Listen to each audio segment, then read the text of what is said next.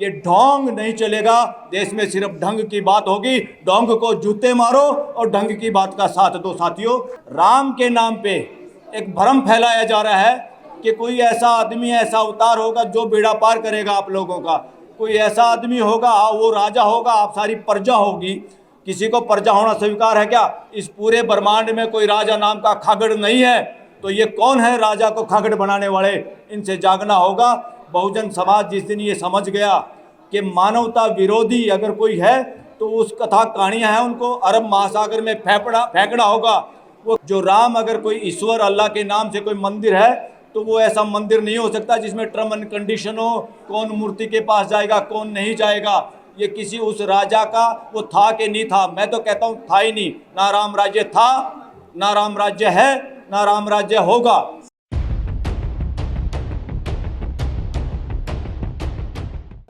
साथियों, 3-4 बातें जो आज देश में पूरे चर्चा का विषय है उन पर मैं अपनी बात रखूंगा।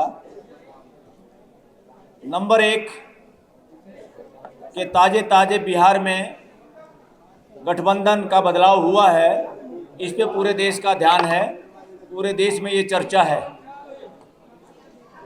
साथियों, किसी भी कीमत पर बीजेपी और आरएसएस किसी भी कीमत पर किसी भी नेता को जिसको लगता है उससे रत्ती भर का भी भला हो सकता है, किसी को डरा के और किसी को लालच दे के वो बदलना चाहते हैं, अपने खेमे में रखना चाहते हैं। मगर इस बार का election BJP versus people of India है। देश की जनता वर्सेस बीजेपी इलेक्शन है इस देश के अंदर। इस बार अपोजिशन और बीजेपी में इलेक्शन नहीं है। अपोजिशन के रूप में देश की जनता है। अपोजिशन के जो भी लोग कैंडिडेट होंगे उनमें से जो भी अच्छा कैंडिडेट होगा ये देश की जनता उसको जिताने का काम करेगी। इसलिए बीजेपी को और आरएसएस को बहुत डर लग रहा है। वो किसी भी सूरत में अपनी शकल सूरत सुधारना चाहते हैं उन नेताओं के जरिए और कौम के अलग अलग नेताओं को, ये सारे के सारे उस तरह के अलग अलग जातियों के नेताओं को, उन्हीं को जो इनकी रबड़ स्टैंप होती है उनको अपने पास रखते हैं। उनकी बोलने की कोई औकात नहीं है। यहाँ पर सिर्फ एक ही आदमी बोलता है, एक ही सोचता है, वही फैसले करता है। बाकी सारे के सारे पूरी कैबिनेट, इस देश में इमरजेंसी में भी ऐसी सिचुएशन नहीं थी, पूरी कैबिनेट गुंगों की है। अब यहाँ पर दो विचारधाराओं की इस देश में लड़ाई है। ना यहाँ मुसलमान वर्सेस हिंदू रहा, ना मुसलमान राजाओं की कोई ज़्यादा बात रही, ना अंग्रेजों की कोई बात रही। यहाँ असली बात दो लड़ाई, दो विचारधाराओं के बीच में जो आज भी जारी है। एक विचारधारा है मनुवाद, वर्ण प्रथा। ये वर्ण प्रथा उसी तरह की दूषित और गंदी प्रथा है जैसे सती प्रथा थी। इसका नामो निशान इस देश से मिटाना होगा। एक तरफ वो लोग हैं और दूसरी तरफ है मानवतावादी लोग, पूरे देश के सारे लोग जिसको बहुजन समाज हम कहते हैं। ये झगड़ा था जब इन मनुवादियों के हाथ से जुगाड़ खराब हुआ तो बाहर के आक्रांताओं को भी इन्होंने बुलाया। जब इनके हाथ से जुगाड़ कम हुआ अंग्रेजों का भी इन्होंने साथ दिया। कोई विदेशी नहीं, असली अगर विदेशी इस देश के लिए हैं तो इस विचारधारा के लोग हैं जो इस देश के बहुजन समाज को मानव ही नहीं मानते, अपने जैसा मानते नहीं। इसी विचारधारा की वजह से इस देश में राम मंदिर बना है। राम मंदिर किसी भगवान का मंदिर तो वैसे कहते हैं, भगवान का मंदिर नहीं है। वो किसी राजा रामचंद्र का के नाम से जो कथा कहानियों में पढ़ते हैं उसका मंदिर है। जो राम अगर कोई ईश्वर अल्लाह के नाम से कोई मंदिर है तो वो ऐसा मंदिर नहीं हो सकता जिसमें टर्म एंड कंडीशन हो, कौन मूर्ति के पास जाएगा कौन नहीं जाएगा। ये किसी उस राजा का वो था कि नहीं था? मैं तो कहता हूँ था ही नहीं। ना राम राज्य था, ना राम राज्य है, ना राम राज्य होगा। इस देश में 47 से पहले जूते मार के हमने राजाओं का राज्य खत्म किया था और इस देश में दोबारा कोई राजा पैदा ना हो जाए इसकी गारंटी ये पूरा समाज, पूरा 140 करोड़ लोग देना चाहते हैं। राम के नाम पे एक भ्रम फैलाया जा रहा है कि कोई ऐसा आदमी, ऐसा अवतार होगा जो बेड़ा पार करेगा आप लोगों का। कोई ऐसा आदमी होगा, वो राजा होगा, आप सारी प्रजा होगी। किसी को प्रजा होना स्वीकार है क्या? इस पूरे ब्रह्मांड में कोई राजा नाम का खागड़ नहीं है। तो ये कौन है राजा को खागड़ बनाने वाले? इनसे जागना होगा।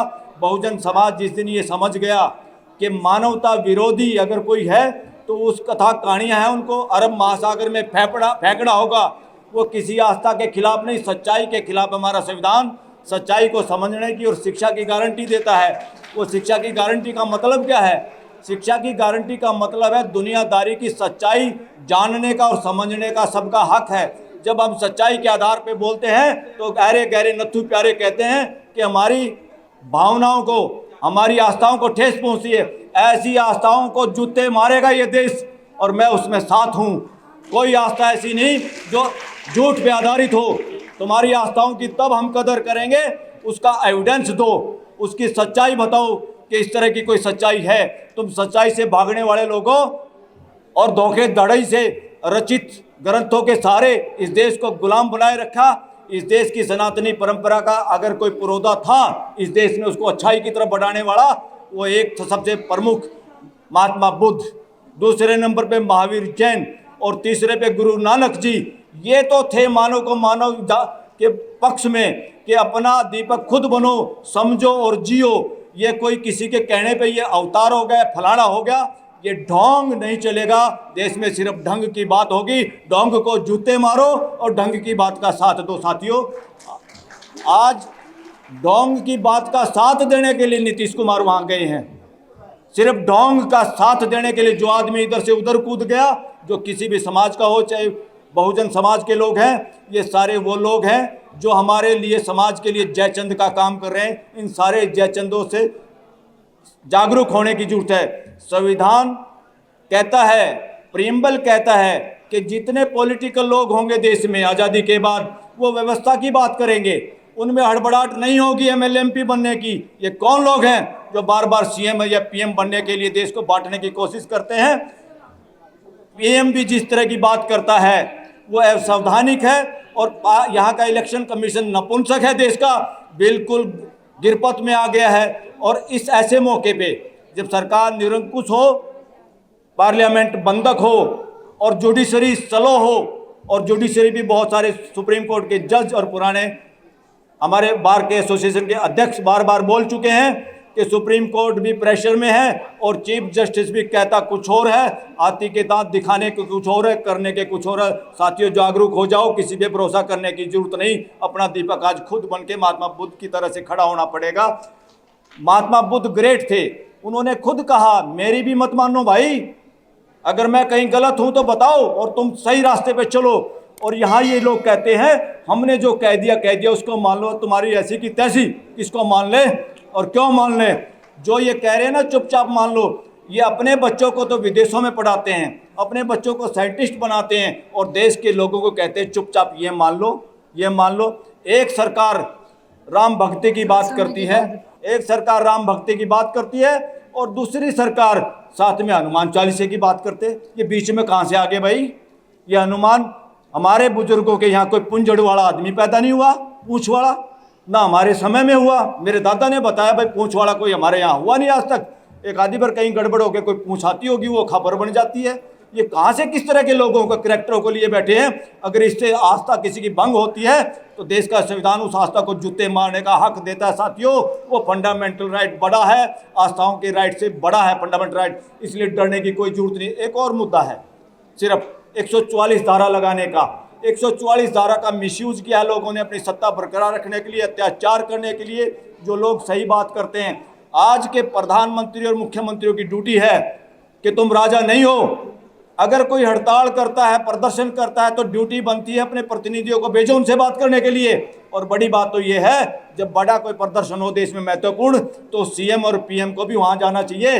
वो महलों में बैठ के, जनता के द्वारा बनाए गए महलों में बैठ के, और बंदूकों के साए में जीने वाले लोग शासन के पोषक हैं, संविधान के विरोधी हैं। संविधान किसी को इन बंदूकों के साए में रह के और देश को डराने की इजाजत नहीं देता। साथियों, अब धारा 44 अगर देश हित में नहीं होगी, ये देश धारा 44 को जूते मारेगा और बार बार तोड़ेगा। इसलिए डरने की कोई जरूरत नहीं, सबको अपना भय को मारो। और जब देश इकट्ठा हुआ था तभी इमरजेंसी में नेता छूटे थे, आज भी देश इकट्ठा होगा और उन लोगों का साथ देने की जरूरत है जो इलेक्शन के मौके पे गिरफ्तार ईडी और आईडी के सारे। इस देश में अगर मनुवाद से सबसे लड़ने वाला स्ट्रॉन्ग कोई लीडर है देश में आज, और था जो आज तक नहीं झुका, बार बार जेल में जाके, वो लालू प्रसाद यादव है। मुझे कहने में बड़ा गर्व महसूस होता है। आज उसकी किडनी बदलने के बाद भी उसकी बेटी को भी अंदर नहीं जाने दिया। ये पुलिस शासन नहीं है, ये देश की डेमोक्रेसी है। होना ये चाहिए था उसके घर पे पूछताछ करते, या वो किडनी का पेशेंट है। हमारे यहाँ रूल ऑफ लॉ की बात तो हम करते हैं, मगर हमारा देश का संविधान और रूल ऑफ लॉ आदमियों को जलील करने की इजाज़त नहीं देता। साथियों, जलील करके आप लोगों को डराने चाहते हैं, लालू को गिरफ्तार करके आपको डराना चाहते हैं कि बिहार का कोई आदमी बोल ना पाए। Thank you very much.